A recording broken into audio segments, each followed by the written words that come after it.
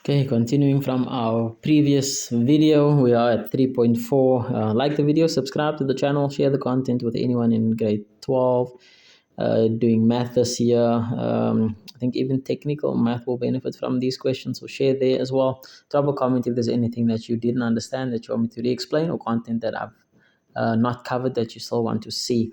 Grade 3.4. The equation of the circle was centered at O. O is the origin, passing through S. So equation of a circle. So in general, your equation of a circle is x minus a squared plus y minus b squared, that's a square, equals to r squared, right? So this is the general formula.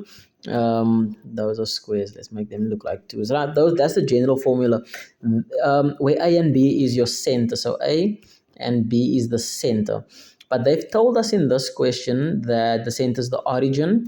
Okay, so then a and b is both 0, so the formula that we can go and use is x squared plus y squared equals r squared, where r is your radius, a and b is the center. Since this circle center is at the origin, the a and the b is 0 for both of them. Okay, great. So what is the radius of that circle? So they're saying that there's a circle that exists where the center is at O, that goes through S. So circle looks like that. So your radius is obviously this length. What length is that? That is 16. Okay, so R is going to be 16. So the answer for this one is x squared plus y squared equals 16 squared. I'm going to leave it like that. My calculator is not nearby, so I don't know what 16 squared is. You can find out. Right, that's that question. Then the next one, the coordinate of t. So what happens at t? T is there.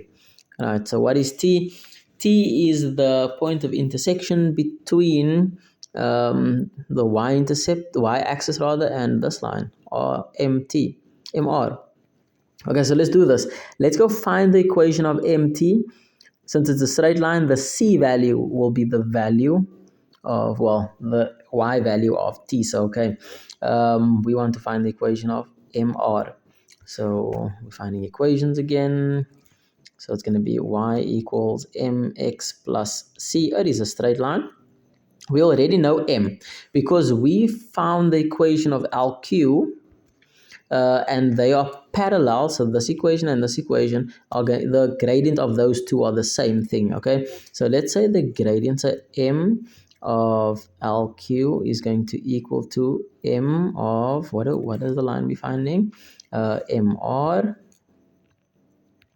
And I'm gonna say that lq is parallel to mr. Okay, so I think that was a half, negative a half. So we're going to put that into our equation. So it's y is equal to minus a half x, and we need c. So in order to find c, we're substituting one of the coordinates. We have the coordinate of m. We found it in our previous question over there. I took that answer away, so I think it was 6 and minus 4, right? I think it was 6 and minus 4. Seems fine. Let's use that. 6 minus 4. 6 and minus 4 into our substitution. So it's minus 4 equals a half, or negative a half, times your 6 plus c. A half of that is minus 3.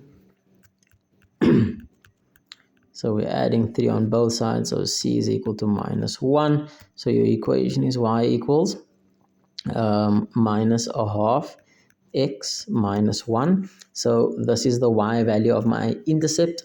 So they wanted coordinate t. So it's going to be 0 as x and minus 1 as y. Okay, let's see what next. Oh, we must find ls. Ls is the year divided by r. RS is the entire one. Okay, great. So because of our prop theorem, so we'll state that our prop theorem fits in a moment. But because of our prop theorem, we know that this one over this one is going to be the same as this one over that one. Okay, so let's maybe make that statement first. So let's say SQ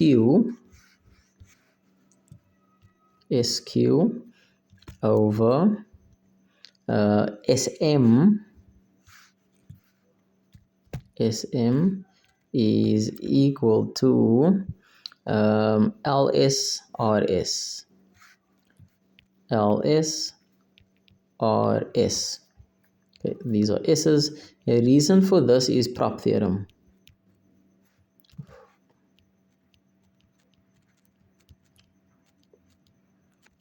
Okay, right, so now let's go find SQ and SM. I don't think we have any length yet, so we're going to need to go and use the distance formula here. Right, so let's use our distance formula to find those lengths. So I think I'm going to erase this. I don't want to scroll all the time to the bottom of the page. So I'm going to say SQ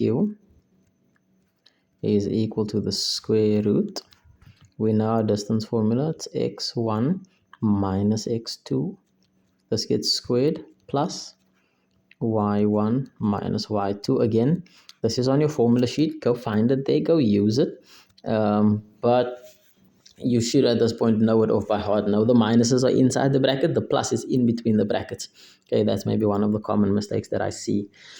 So we're finding SQ. So this is going to be 0 minus the Q is 4.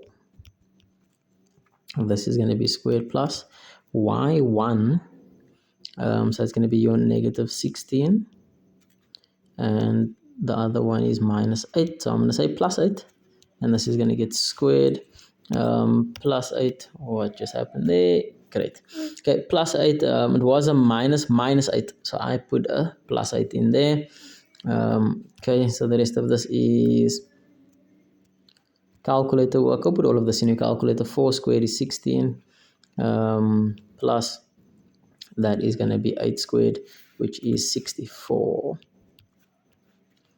All right, and then that is going to be 80. Square root of 80. I'm going to leave it like that because again, I don't have my calculator with me, but you can find out what that is because that's SQ and now SM in distance formula. And I'm going to go straight into the substitutions here, but it is going to be good for you to write the formulas first. But I'm going to go straight into my substitution here. S is 0 and minus 6, minus 16. And M was 6 and minus 4. Okay, again, go put this in your calculator. So this is 36 plus, that's going to be 144.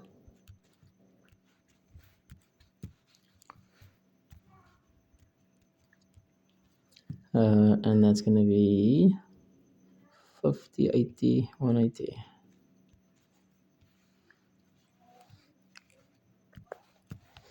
Right, so what did we actually want to do? The one is square root of 80, the other one is square root of 180. Okay, I'm just going to the bottom over here because this is where we did it. So we're going to say that this is equal to square root of 80 divided by square root of square root 180. So that's equal to LS over RS, which is what they asked for. Okay, you let your calculator simplify that one step further. Right, let's see what was the last part of the question. In the area of PTMO, let's just go color that in, see where that is quickly. PTMQ. What did I say? PTMQ. Okay, this is the one. Right. So again, I think I'm gonna talk you through this. I'm not gonna do it. You can go and do it. But that shape is a trapezium. Okay, so this is a trapezium, and in order to find the area of a trapezium, okay, I'm just gonna give you the formula. You go find it on your own. Area of a trapezium E is going to be, I think it's A plus B over 2 and multiply this with your perpendicular height. All right, so I'm going to give you a trapezium here. So it might take note of which sides are parallel, right? So you need the sides that are parallel. You need the sum of those. So that's going to be A. This is going to be. So determine this length. Determine this length. Add the two together, and then you multiply it by your perpendicular height. So you need your perpendicular height as well. Okay. So area of trapezium, the top length and the bottom length. You add those. Those are the ones that parallel, and you multiply that by the perpendicular height of the shape. This video is long enough. You go and do that on your own.